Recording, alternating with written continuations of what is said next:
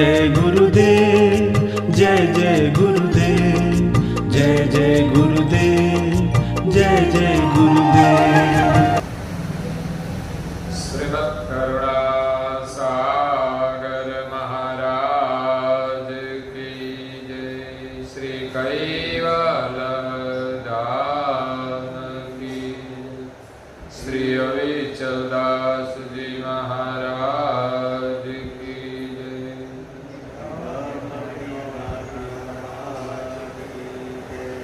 सब केवल साहेब, सब केवल साहेब, सब केवल साहेब। परम गुरु श्रीमद् करुणा सागर महाराज श्री रचिता पंचम स्वसंवेद यानी पंचम सूक्ष्म वेद निजपति परम प्रभाव स्कंद है चौथा और चौपाई नंबर है 33।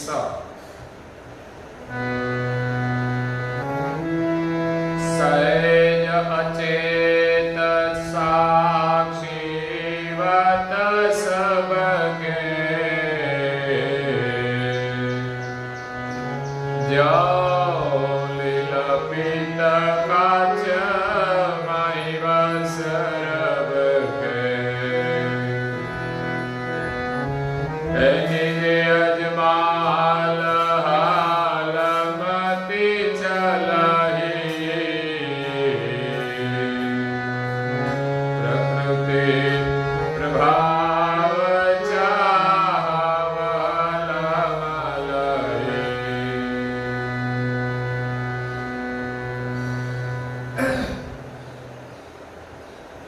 प्रिय भक्तजनों,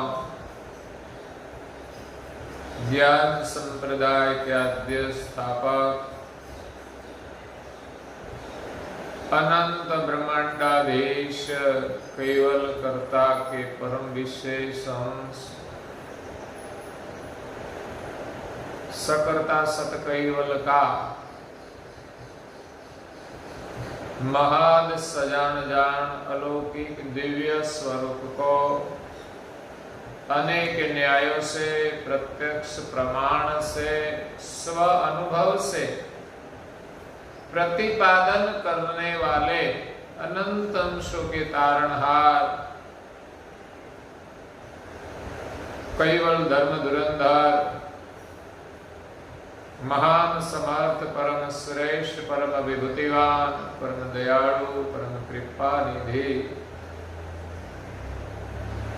नव बुद्धि के सागर पंचम स्वसम वेद के रचयिता कैवल वेत्ता सर्वज्ञ दिव्य परम गुरु श्रीमद् करुणा सागर जी महाराज विश्व भर के मनुष्य तनुधारी चैतन्य अंशों को यथार्थ ज्ञान का उपदेश देते हुए स्वरचित पंचम स्वसंवेद ग्रंथ के चौथे स्कंद में 33वीं चौपाई में अपनी अलौकिक अमृतमय वाणी में कहते हैं कि सहेज अचेत साक्षीवत सबके, जो लीलपित काच माही भास रब के। यहां दिव्य परम गुरु जी चौथे स्कंद में निजपति परम प्रभाव का वर्णन करते हैं कि सारी सृष्टि का सर्जन सर्जनहार ने किया है और उनके प्रभाव से ही सृष्टि चलती है। सर्जनहार ने आनंदमय सृष्टि की रचना की है। इसमें पहले तत्वों के शरीर बनाए और शरीर में अंशों को प्रवेश किया। अंश इस शरीर में आकर इंद्रियों के रस में 25 प्रकृति के संग में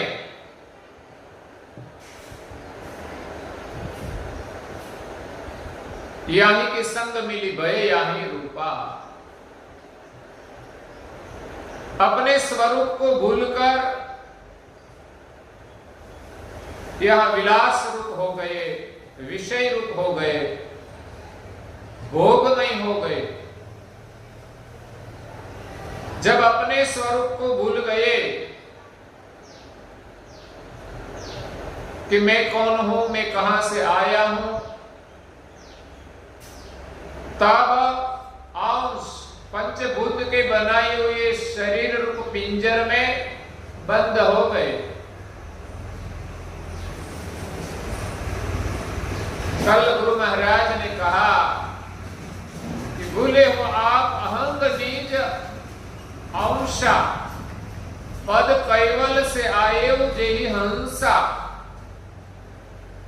कैवल धाम से जो हंस आए थे, जो कर्ता की वंश का अंश है, जो हंस स्वरूप है। कैवल धाम में सभी अंश हंस रूप में रहते हैं। हंस हंस मिली करत कलोला, तहा सुख की कह कहू समतोला। कैवल धाम में सभी अंश निर्मल रहते हैं, जहां स्त्री और पुरुष का भी कोई भेद नहीं है। वो अंश जब इस संसार में आए और पंचभूत के शरीर में प्रवेश किया, तब सर्जनहार और खुद को भूल गया और शरीर के बंधन में बंध गया। शरीर को ही वो अपना स्वरूप मानने लगा। मैं शरीर हूं। शरीर की जो इंद्रिया और विषयों का जो रस है, इस रस के आनंद में ही सुख मानने लगा। तो पंच शरीर किरवश भयऊ, निज गति गवन प्रोक्ष पर रहे। जब अंश इस शरीर के बंधन में आ गया, तब अपनी शक्ति को भूल गया कि मैं कौन हूं, और शरीर के अधीन हो गया, पराधीन हो गया। जब हमारे घर में कोई हमारा काम करने वाला होता है, तब हम भी पराधीन हो जाते हैं। नौकर है, कोई और काम करने वाला है, तब हम ऐसे सोचते हैं कि ये सब करते हैं। कोई नहीं होता तो सब कुछ हमें करना पड़ता है।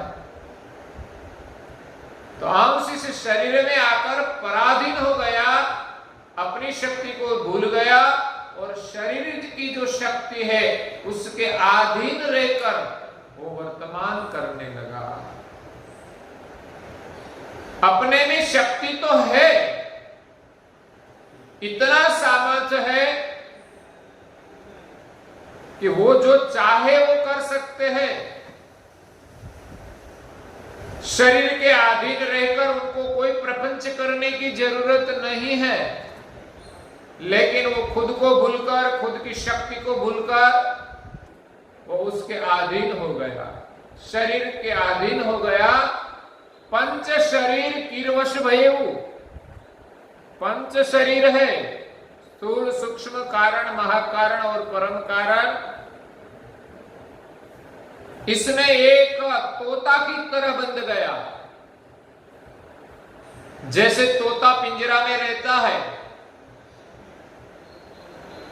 पिंजरे में रहते रहते ऐसा अभ्यास हो गया कि वो पिंजरा छोड़कर कहीं जा ही नहीं सकता।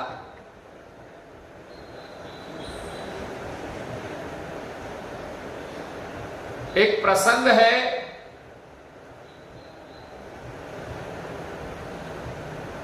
एक स्वातंत्र सेनानी सैनिक एक बार एक उपाश्रय में विश्राम लिया। उपाश्रय में एक तोता का पिंजरा था और पिंजरे में तोता था। स्वतंत्र सेनानी सैनिक वहां जब शयन करते हैं तो उनकी दृष्टि जब पिंजरे के अंदर बंधे हुए तोता पर पड़ी तो स्वातंत्र सेनानी का विचार तो यही है कि सब स्वतंत्र होना चाहिए, हमारा देश में सब स्वतंत्र होना चाहिए। स्वातंत्र सेनानी सैनिक का लक्ष्य है सबको स्वतंत्र करना, किसी को भी बंधन नहीं होना चाहिए।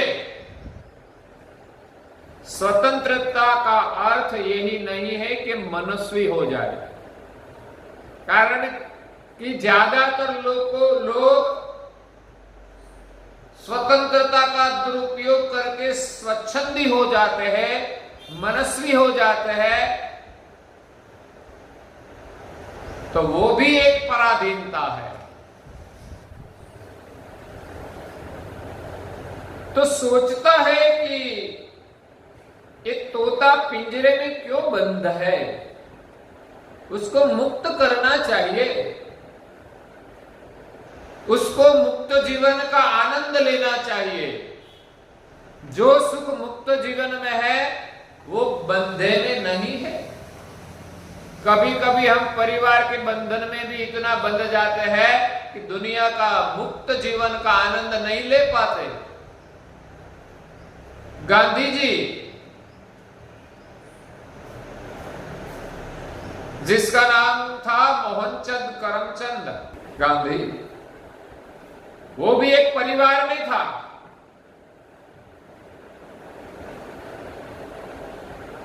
लेकिन वो परिवार में बंधे नहीं, उनका विचार स्वतंत्र था कि मनुष्य का कर्तव्य क्या है, सिर्फ परिवार का पालन पोषण करना ही हमारा कर्तव्य नहीं है। तब गांधी जी ने सिर्फ भारत में ही नहीं, विदेश में जाकर भी स्वतंत्रता का अभियान चलाया, सत्याग्रह की लड़त चलाई और अफ्रीका में भी स्वतंत्र आजादी दिलाई। बाद में वो भारत में आए तो भारत में भी जो गुलामी थी अंग्रेजों की, इस गुलामी से मुक्त कराने के लिए सत्याग्रह की लड़त चलाई, तो वो उनका बहुत बड़ा बल था। ऐसा नहीं कुछ भी करके हम आजादी पाए, सत्य के मार्ग पर चलकर आजादी पाने के लिए सत्याग्रह की लड़त चलाई, और सत्य ही आजादी है। आजादी मिलने के बाद लोग जो असत्य के मार्ग पर चले तो वो आजादी नहीं है। इसलिए गांधी जी ने जो आजादी दिलाई है, उनके जो विचार है, इसमें तो कई लोगों ने अपनी कुर्बानियां दी है, लेकिन गांधी जी ने जो विचार दिया है कि हमारी आजादी क्या है, कि हम दूसरों के अधीन न रहे और सत्य के मार्ग पर चले। तो इसी प्रकार स्वातंत्र सेनानी का विचार था कि सब स्वतंत्र होना चाहिए। तो तोता भी क्यों पिंजरे में बंद है? तो सैनिक उठकर तोते का पिंजरा खोल देता है, बाद में सो गया, नींद नहीं आई, लेकिन उसकी नजर तो तोते पर थी। सोचता था कि अभी तोता उड़ जाएगा, लेकिन वो अंदर से बाहर ही नहीं निकला, क्योंकि वो पराधीन हो गया था, अपनी मानसिकता भी खो बैठा था कि मैं उड़कर चला जाऊं, इस पिंजरे के बंधन में क्यों रहूं। ये मानसिकता ही छोड़ दी थी। उसका जीवन ये पिंजरा ही था, पिंजरे को छोड़कर वो कहीं नहीं जा सकता। शायद उसको भय लगता होगा कि मैं कहीं जाऊं तो क्या हो जाएगा। आज भी दुनिया में लोग आगे क्यों नहीं बढ़ सकते? क्योंकि वो कुछ करते नहीं। परिवार को छोड़कर कहीं आगे जाते नहीं, जहां रहते हैं वो घर के बाजार होती है उनको छोड़कर कहीं जाते नहीं, बस इसी बाजार में बैठे रहते हैं। तो तोता उड़कर गया नहीं। तब सैनिक फिर से उठा और तोते को हाथ से पकड़कर पिंजरे से बाहर निकाला। तो जैसे जैसे सैनिक हाथ से पकड़कर तोते को बाहर खींचता है तो तोता अंदर की ओर खींचता है। तो संसार में हमारा भी यही हाल है। इस पंच भूत के शरीर में, पंच शरीर में ये अंश पिंजरे की तरह, पिंजरे में तोता की तरह बंध गया है। अगर कोई महापुरुष हमें इस पंचभूत की आकांक्षाओं से बाहर निकाले तो वो अंदर की ओर खींचता है, हमारी वृत्ति शरीर की ओर खींचती है। फिर भी पकड़कर खींच लिया,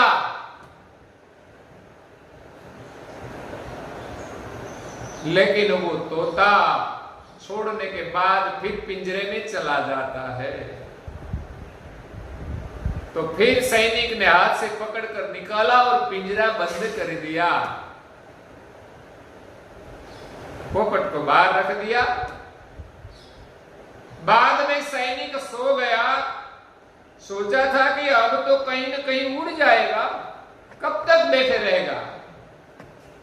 सैनिक सुबह ब्रह्म मुहूर्त में उठते हैं। हरेक मनुष्य को सूर्योदय के पहले उठकर स्नान कर लेना चाहिए, वही मनुष्य की पहचान है। सूर्योदय के बाद जो उठते हैं और स्नान करते हैं वो पशु की पहचान है। सूर्योदय के बाद उठने वाले शायद स्नान न करे तो भी चलेगा, क्योंकि पशु कहां स्नान करते हैं।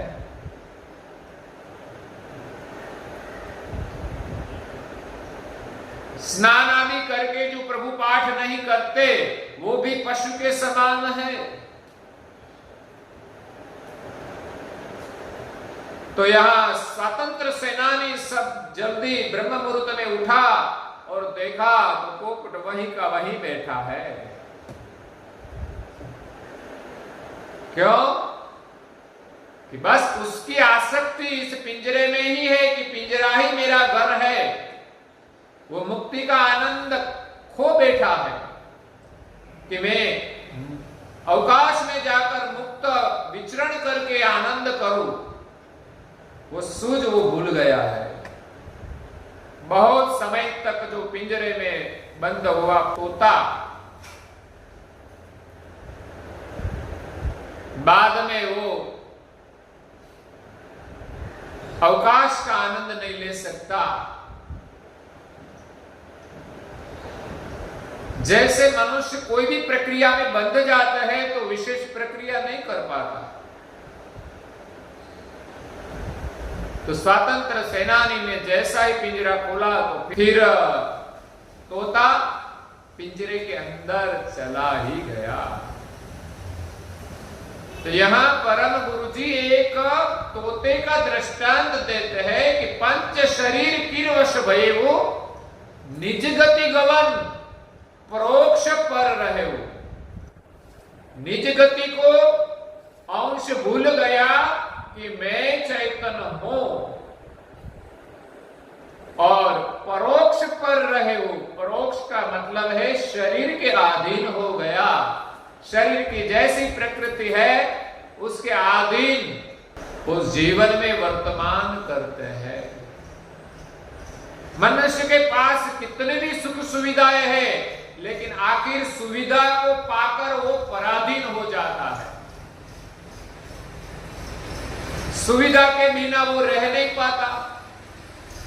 घर में एयर कंडीशन लाया तो क्या एयर कंडीशन में ही बैठा रहेगा? घर छोड़ के कहीं नहीं जाएगा। तो वो पिंजरे में बंद गया कि ताप सहन नहीं कर पाएगा। तो वो पराधीन हो गया। टीवी देखते हैं, कभी कभी टीवी देखने का बंधन हो जाता है, पराधीन हो जाता है कि टीवी के बिना वो क्या करे। अगर टीवी नहीं होती तो वो परेशान हो जाते, क्योंकि वो टीवी के आनंद में पराधीन हो गया, खुद आनंद नहीं कर सकता। आनंद तो खुद में ही है, लेकिन वो खुद का आनंद भूल गया है। नहीं तो वो ऐसे ही अब बैठे तो ही आनंद में रह सकते हैं, वो अकेला ही सब कुछ कर सकता है। लेकिन ऐसे पराधीन हो गए हैं कि टीवी के माध्यम से आनंद लेते हैं तो वो पराधीन हो जाते हैं। कभी बीबी के प्रेम में पराधीन हो जाते हैं कि बीबी हो तो मुझे आनंद मिलेगा, अगर वो नहीं होगी तो मेरा क्या होगा, खाना कैसे मिलेगा, अकेला भी नहीं रह पाएगा। ये सब पराधीनता है। जो जो साधन का उपयोग हम करते हैं उसकी हमें पराधीनता नहीं होनी चाहिए। अंश इस शरीर में रहता है लेकिन पराधीनता नहीं होनी चाहिए। अंश स्वाधीन होकर वर्तमान करना चाहिए। तो परम गुरु जी कहते हैं कि सहेज अचेत साक्षीवत सबके। अंश इस शरीर में रहता है, शरीर का साक्षी है, लेकिन अचेत हो गया, खुद का विसर्जन हो गया। तब जो लील पीत काच माही भास रब के, जैसे रब के किरण, सूर्य के जो प्रकाश है उनका भास, जब बीच में कोई ग्लास रखा जाए जो कलर वाले हैं, तो इसमें से जब किरणें निकलती है तो आगे रंगीन हो जाती है। तो कांच के माध्यम से हम जब देखें सब कुछ, तो जैसा ग्लास है वैसा ही हमें दिखता है। जब हम रंगीन ऐनक पहनते हैं तो जैसा रंग का ऐनक होता है वैसा ही हमें दिखाई देता है। इसी प्रकार यहां अंश शरीर में आया और शरीर के जो रंग है, तत्वों के जो रंग है, विषयों के जो रस है, इसी प्रकार का ऐनक पहन लिया है तो उनको ऐसा ही दिखता है, वास्तविक दिखाई नहीं देता। वास्तविक तो सब सफेद है, लेकिन कलर के माध्यम से उनको रंगीन दिखाई देता है। ये रूप रंग की दुनिया, आखिर तो सब देखे तो रूप रंग सब एक ही रंग है, लेकिन विभिन्न दिखाई देते हैं। वो हमारी जो दृष्टि है प्रकृति रूप हो गई है। प्रकृति के माध्यम से हम देखें तो ये रूप रंग दिखाई देता है, लेकिन मूल में देखें तो कोई रूप रंग नहीं है। तो कलर वाले ग्लास की एक बोतल है, इसमें एक पानी भरा जाए तो पानी का रंग सफेद है, लेकिन हमें तो कलर वाली बोतल में हरा रंग की होगी तो पानी हरा दिखाई देगा, लाल रंग की होगी तो पानी लाल दिखाई देगा। तो इसी प्रकार इस शरीर में अंश आया है तो शरीर की दृष्टि से दुनिया को देखते हैं तो दुनिया का रंग विभिन्न दिखाई देता है। निज अजमाल, वो खुद को नहीं जानते, निज से वो अनजान है, हाल मती चलही। प्रगट जो विद्यमान मति है इसमें ही वो वर्तमान करते हैं। जैसे शरीर की प्रकृति है, शरीर की मति है, उसके अनुसार वो देखते हैं। वो खुद को नहीं जानते कि मैं कौन हूं, मेरा सामर्थ्य क्या है, लेकिन प्रकृति प्रभाव चाहाव हलमल ही। अंश अपने स्वरूप को भूलकर, अपनी शक्ति को भूलकर, शरीर की जो वर्तमान स्थिति है इस प्रकृति के प्रभाव में आकर और उनके साथ हिल मिल गया है। जैसे हम इस शरीर के साथ मिल गए हैं, उसी प्रकार हम परिवार के साथ मिल गए हैं, हमारे समाज में मिल गए हैं, हमारे मोहल्ले में मिल गए हैं, हमारे क्षेत्र में मिल गए हैं। तो हमारा जो विस्तार है इसमें हम प्रकृति के प्रभाव में वर्तमान करते हैं, लेकिन खुद को जानते नहीं।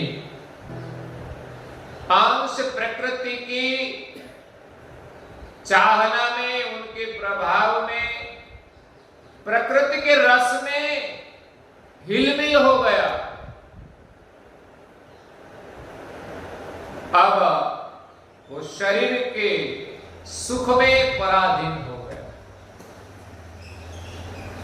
खुद का जो आनंद है उसका पता नहीं, वो शरीर के विषयों के सुख में आनंद करने लगा।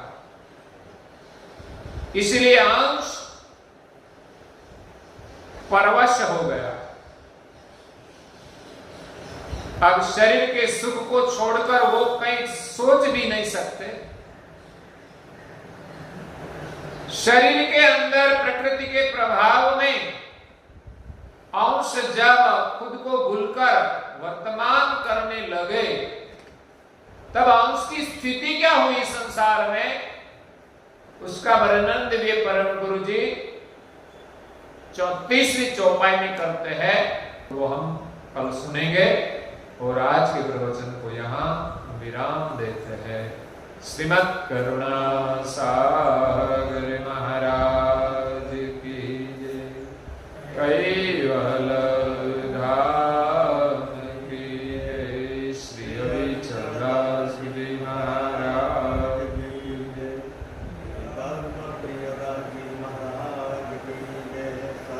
सत्य केवल सारे, सत्य सारे, सत्य